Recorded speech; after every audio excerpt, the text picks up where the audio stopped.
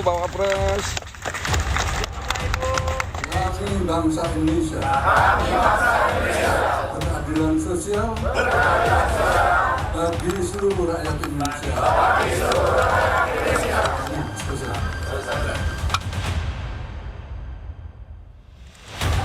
Genap 1 bulan sejak surat usulan pemakzulan Wapres Gibran Rakabuming dilayangkan ke DPR dan MPR, sampai saat ini belum ada kejelasan. Jadi tidaknya DPR MPR memproses kelanjutan surat yang ditandatangani 4 Jenderal Purnawirawan TNI itu. Terbaru, Ketua DPR Puan Maharani mengaku dirinya belum melihat surat pemakzulan Gibran.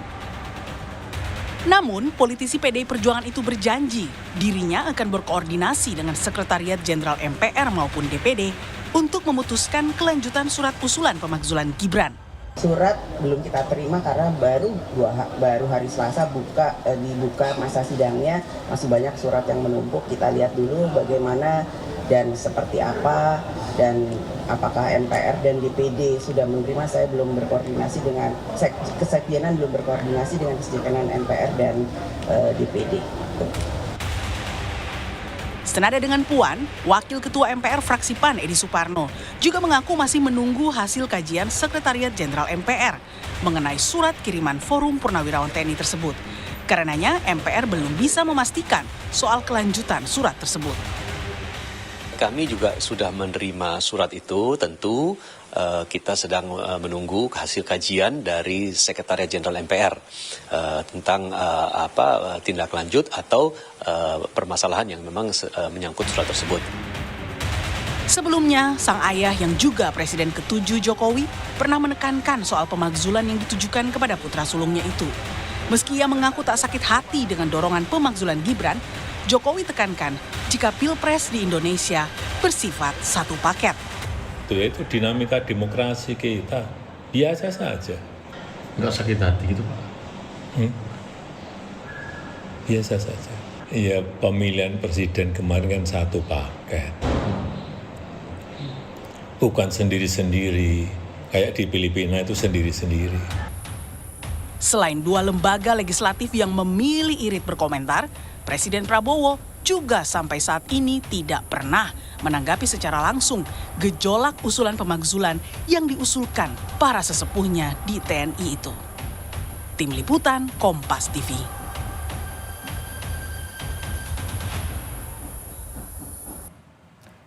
Saudara, hingga kini DPR MPR belum memproses surat usulan pemakzulan Wapres Gibran Rakabuming Raka yang sudah sebulan lalu dikirimkan oleh Forum Purnawirawan TNI. Hingga akhirnya para mantan jenderal pun menggelar pernyataan sikap atas jalan di tempatnya surat pemakzulan tersebut. Kita akan bahas petang ini soal pemakzulan Gibran bersama dengan ahli hukum tata negara yang tadi juga turut serta dalam pernyataan sikap di Konvers Forum Purnawirawan TNI. Ada Bung Refli Harun yang bergabung bersama kami lewat sambungan Zoom, dan juga sudah hadir di studio Orange Kompas TV Palmerah Wakil Ketua Umum Jokowi Mania, Bang Andi Aswan. Selamat petang Bang Andi. Selamat sore Mbak Mai, selamat sore pemirsa Kompas TV Petang, semangat. Oke, ini Bung Refli sudah bergabung juga ya bersama kami lewat sambungan Zoom. Kalau kita lihat tadi Anda ikut, tadi Anda ikut dalam Konvers Purnawirawan. Apa yang sebenarnya pesan utama yang disampaikan dalam pernyataan sikap tadi? Ya, kan yang bicara banyak ya. Ada dari Purnawirawan, ada dari tokoh masyarakat. Saya kebetulan diundang, makanya saya datang. Intinya mereka mempertanyakan kok surat mereka tidak atau belum ditanggapi seperti itu. Itu administratif, tapi secara substantif mengemukakan hal-hal yang terkait dengan soal eligibilitas, kenapa seorang Gibran Rakabuming Raka harus dimakzulkan. Jadi ini bukan hanya soal prosedur tapi juga substansinya, begitu. Bukan hanya prosedur tapi juga substansi. Tapi kalau kita mendengar jawaban dari 2 pimpinan lembaga, baik Puan Maharani ataupun juga Edi Suparno dari MPR, kemudian mereka belum membaca surat tersebut. Kemudian Puan juga tadi sempat bilang surat masih menumpuk. Kalau Edi Suparno juga tadi sempat bilang masih akan menunggu sikap dari Kesekjenan. Anda membacanya seperti apa? Apakah ini hanya untuk menghindari atau sebenarnya yang tidak kita lihat ada perbincangan antara 2 lembaga ini? Ya, sebenarnya kan kalau kita bicara mengenai pemakzulan Gibran, kita lepas dari soal prosedur dan substansi yang saya katakan tadi ya, walaupun belum saya elaborasikan, kan ini sangat bergantung kepada konstelasi politik, kemauan politik para elit sesungguhnya. Jadi kalau misalnya surat disampaikan kepada DPR, itu kan lebih pada karena prosedur ketatanegaranya seperti itu. Kalau surat disampaikan kepada MPR karena ujungnya nanti di MPR, ujungnya ya, bukan di depan. Tetapi jangan lupa bahwa yang namanya pemberhentian atau pergantian seorang presiden dan wakil presiden itu bisa dengan dua pintu paling tidak. Satu, pintu pemakzulan atau pemberhentian. Kedua, pintu pengunduran diri. Dan pengunduran diri itu bisa karena eskalasi juga seperti yang terjadi pada Presiden Soeharto Mei 1998 kan. Sehingga intinya adalah kalau saya baca dari purnawirawan itu, ya mereka menganggap bahwa Gibran tidak layak memimpin Indonesia, satu.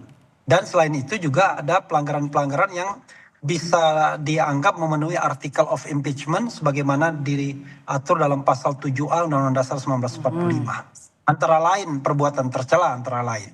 Misalnya Fufu Fafa itu dianggap Roy Suryo tadi hadir juga. Dia yakin 99,9% itu adalah milik Gibran Rakabuming Raka dan Gibran tidak mengakui sampai sekarang. Maka tadi saya juga sampaikan sesungguhnya dia melakukan kesalahan pertama adalah kebohongan publik ketika menjabat sebagai wakil presiden tidak mengakui akun Fufu Fafa. Kedua, sebelum dilantik ya kontennya sangat bermasalah akun itu. Itu satu contoh ya. Contoh lainnya ada yang menyebutkan soal dugaan korupsi, soal kemampuan untuk menjadi seorang pemimpin ya, syarat jasmani dan rohani. Ada juga yang mengatakan soal putusan MK tapi tidak terkait lagi dengan proses pemilu tetapi terkait ada dugaan itu yang termasuk dalam poin-poinnya ya, Bung Refli. Tanggapannya, ya, poin-poin Bung Haswan. yang mengemuka dalam press conference tadi ya. Oke. Ya, terima kasih Mbak Maya. Kalau kita melihat apa yang diinginkan oleh ayahanda para purnawirawan ini adalah kehendak sepihak gitu lah. Ya. Apa yang telah dimasukkan di surat permohonan untuk pemakzulan itu ke DPR MPR, ya itu adalah hak konstitusi. Memang harus dilakukan seperti itu. Tidak melalui jalanan, kan seperti itu. Yang kedua ini adalah masalahnya urgensinya apa gitu loh. Untuk mengadakan pemakzulan wakil presiden kita, seorang anak muda, yang representatif anak muda, yang dipilih oleh 58% pemilih. Ya, pemilih pada pemilu kemarin, pasangan satu paket. Prabowo dan Gibran. Itu bukan dipilah-pilah loh, Prabowo, Gibran seperti di Filipina. Ini kan berbeda. Ini kita ini presidensial dan juga adalah satu paket. Kalau dikatakan ada pasal 7A, ya, di mana kesalahannya pertanyaan saya? Satu, apakah dia berkhianat pada negara? Apakah dia korupsi? Dan sebagainya. Kan nggak ada itu bukti-bukti yang mengatakan itu. Dan tidak ada putusan pengadilan yang mengatakan itu. Ya, ini kan berkaitan yang masalah adalah MK nomor 90 itu sudah selesai untuk bicara itu, ya kan? Kemudian apalagi sih yang dicari-cari gitu loh, ya? Kalau sudah ini tidak memberikan contoh yang baik kepada para politikus muda, kepada anak-anak muda Indonesia. Ini yang hadir semua kalau saya lihat itu adalah ya kaum 24% sama kaum 16%, lawan politik kepada kemarin kontestasi. Ini permasalahan bukan murni dari keinginan para purnawirawan. Karena purnawirawan itu kan ada PPAD, PPAL, dan PPAU. Ya, kalau purnawirawan ini kan nggak jelas di mana induknya itu. Ya, itu hak sah-sah saja secara konstitusi mengusulkan pemakzulan itu nanti kan memang diproses oleh DPR dan MPR. Ya, dan kalau kita lihat dari struktur ya. Katakanlah di situ ada Kim Plus dan ada PDIP. Kim Plus itu 470 kursi. PDIP 110 kursi. 470 artinya 3/4 pada saat rapat paripurna itu harus hadir. Dan 22/3 pemilih itu mengatakan iya. Kalau tidak di antara 23 itu selesai ini barang gitu loh. Oke. Begitu Mama. Oke, Bung Refli, salahnya apa? Urgensinya apa? Tanggapannya? Tadi saya menyampaikan sesuatu yang belum pendapat saya ya, karena diminta apa yang disampaikan dalam press conference. Ini bagian pendapat saya. Jadi begini, salah besar kalau mengaitkan impeachment sama urgensi dan paket. Oke. Karena dalam sistem ketatanegaraan Indonesia, saya udah lebih tahu lah pasti ya, nggak mungkin nggak tahu. Itu yang namanya presiden dan wakil presiden itu bahasa yang dipakai itu dan atau. Jadi kalau kita bicara impeachment itu bisa terhadap presiden saja, terhadap wakil presiden saja atau dua-duanya. Jadi nothing to do dengan soal pemilihan paket seperti Filipina dan lain sebagainya itu salah ya. Jadi kalau kita kutip Jokowi dan diulangi oleh yang Andi itu salah. Itu saya katakan salah. Dan yang kedua, yang namanya impeachment itu tidak ada urgensinya. Bukan urgensi perlu tidaknya impeachment, tetapi apakah seorang presiden dan wakil presiden itu memenuhi article of impeachment. Nah, article of impeachment itu bukan atas putusan pengadilan negeri, bukan atas putusan Mahkamah Agung, tetapi berlaku yang namanya forum privilegiatum dan impeachment, dua hal sekaligus. Pertama, proses politik di DPR, lalu kemudian ke Mahkamah Konstitusi, balik ke DPR dan ke MPR. Jadi, DPR itu memang murni politik. Jadi nanti tergantung konstelasi politik yang ada. Kalau kita pakai hitung-hitungan, memang gak akan maju. Tapi kan bukan hitung-hitungan yang akan menentukan. Yang menentukan itu dua hal. Eskalasi dari bawah dan eskalasi dari atas, dari elit. Elit itu ya Pak Prabowo misalnya, Megawati, Surya Paloh, Bahlil dan lain sebagainya. Sejauh mana mereka melihat ada political interest atau insentif politik untuk memakzulkan Gibran atau tidak. Itu dari atas. Dari bawah, sejauh mana masyarakat menghendaki pemakzulan tersebut. Saya katakan misalnya, kita bicara people power.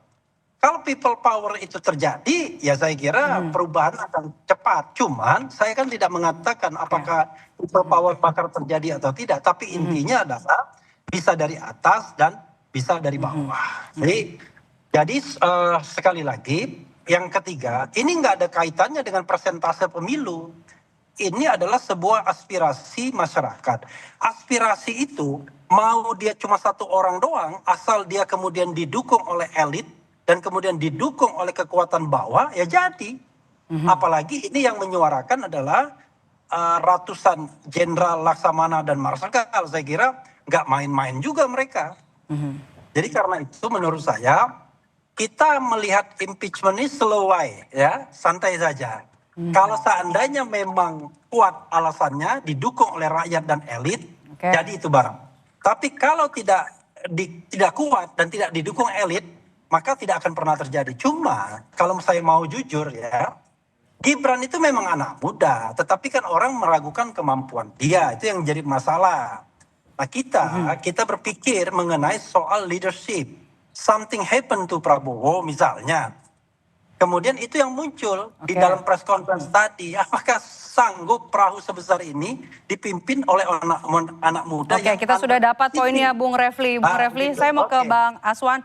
Bang Aswan, kalau kita lihat peta politik di parlemen, sebenarnya apakah ada Anda melihat pemakzulan Gibran ini berpotensi bakal dilanjutkan? Ya, menurut saya tidak akan dilanjutkan itu. Itulah bunga-bunga dari demokrasi ya. Memang benar kata Mas Refli tadi ya. Di dalam undang-undang tata tertib di DPR RI memang setiap surat yang masuk harus dibahas. Tapi urgensinya bagaimana kan tergantung dari sekwannya ya, sekretaris dewan di DPR RI itu ya. Dan juga tergantung juga nanti dari ketua DPR dan ketua MPR itu. Karena itu surat-surat itu nanti kan masuk ke fraksi masing-masing gitu. Kan yang menentukan tuh fraksi-fraksi. Memang benar ada elit-elit yang akan menentukan itu. Kan begitu. Kembali saya nggak setuju itu adalah begini. Kalau terjadi bahwa Gibran tidak mempunyai kapasitas misal begitu. Kalau dia tidak mempunyai kapabilitas dan kapasitas, dia tidak akan menang dalam Pilpres kemarin. Ya, biar bagaimanapun suara ya anak-anak muda pendukung Gibran ya, suaranya Pak Jokowi sendiri, suara dari rakyat yang mendukung Pak Prabowo ini tidak bisa dinafikan, dinegasikan begitu saja gitu loh. Biar bagaimanapun Mas Gibran ini kan belajar juga dari mentor-mentor terbaik ya, dari Pak Prabowo, dari Pak Jokowi gitu. Jangan dinafikan masalah itu. Kalau dibilang, wah dia tidak mampu untuk melakukan, Ini baru berapa bulan sih? 6 bulan apa 7 bulan? Jadi menurut Anda berpotensi tidak dilanjutkan? Tidak dilanjutkan untuk berpotensi itu ya. Oke. Memang semuanya itu tergantung dari elit. Tapi kalau lihat konstelasi politik yang ada sekarang, insya Allah tidak akan. Oke, Bung Refli, Anda melihatnya pertanyaan yang sama. Apakah dengan peta politik di parlemen saat ini, Anda melihat pemakzulan Gibran ini berpotensi dilanjutkan atau tidak? Makanya kan saya tadi bilang, bukan parlemen yang akan menentukan, tapi elit sama arus bawah. Oke. Kalau parlemen itu cuman instrumennya saja, cuman pintu masuknya saja. Bukan mereka yang menentukan.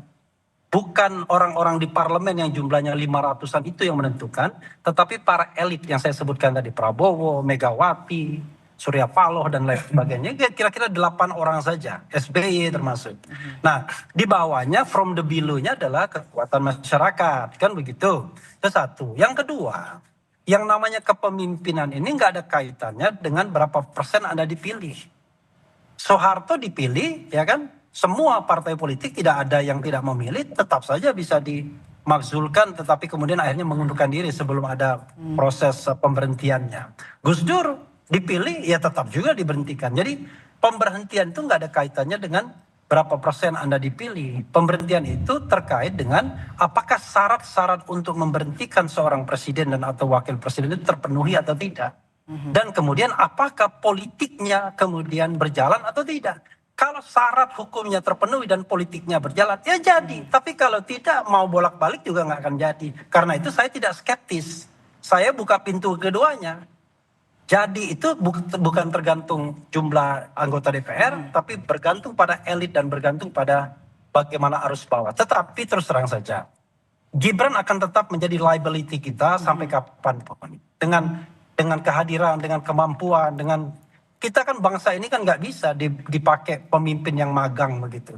Tetapi sorry to say ya, karena saya melihat dia tidak pantas dan itu kan kaitannya kita bicara tentang governance pemilu, tapi sudahlah kita nggak mau bicara lagi pemilunya brengsek, pemilunya kemudian banyak curang dan lain sebagainya. Tapi kita bicara masa depan, apakah impeachment terhadap Gibran ini akan didukung oleh rakyat atau tidak? Itu aja kuncinya.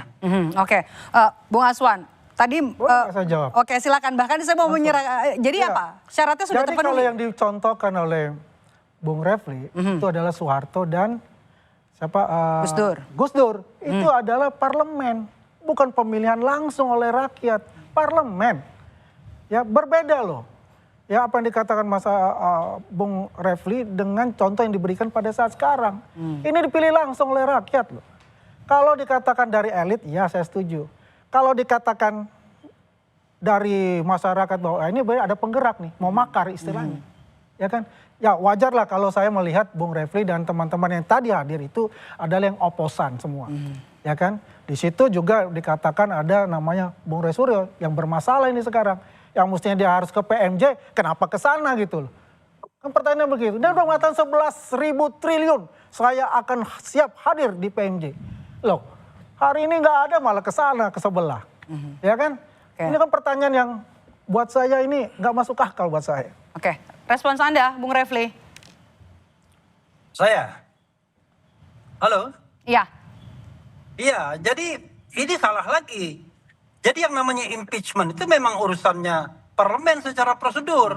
Mau dulu atau sekarang. Nggak ada kaitannya dengan proses pemilihannya. Cuman bedanya adalah prosedurnya agak berbeda. Kalau dulu pemberhentian presiden hanya MPR saja, sekarang pemberhentian presiden melibatkan DPR, MK, dan kemudian MPR. Jadi nggak ada kaitannya bahwa Anda dipilih langsung kemudian tidak boleh di-impeach. Jadi bacalah konstitusi. Konstitusi itu satu paket. Pemilihan presiden langsung disediakan, tetapi pemberhentian terhadap presiden juga disediakan. Jadi tidak ada kaitannya. Dan itu pasal 6 dan pasal 7 berturut-turut pasalnya dalam Undang-Undang Dasar 45. Pasal 6, 7 dan 7A. Ya, 7B, 7C. Jadi sekali lagi saya katakan, dan tidak ada kaitannya. Roy Suryo tadi saya klarifikasi juga. Karena saya mendengar secara khusus. 11.000% siap datang, tetapi mereka tidak memilih datang. Begitu loh. Why tidak memilih datang? Karena ini dianggap ini terkaitan dengan ijazah palsu. Kalau sudah keterkaitan ijazah palsu, mereka sudah diklarifikasi sebelumnya, gitu loh. Dan juga lucu, masa Polda Metro itu mencari-cari kesalahan dengan meminta klarifikasi orang yang mau dibidik. itu kan namanya kurang kerjaan kalau mereka datang kan. Gitu. Kalau mereka mau ditersangkakan, mereka ada daya paksa. 2 kali tidak hadir, 3 kali baru bisa dipaksa. Baik. Gitu loh. Baik, terima kasih. Suratnya juga sudah masuk dari Purnawirawan TNI ke DPR dan juga MPR. Kita lihat kelanjutannya seperti apa, pembahasannya apa di 2 lembaga ini. Terima kasih sudah bergabung bersama kami, Bung Refli Harun, Bung Andi Azam sudah bergabung bersama kami di Kompas Petang. Terima kasih, sehat selalu. Usai jeda.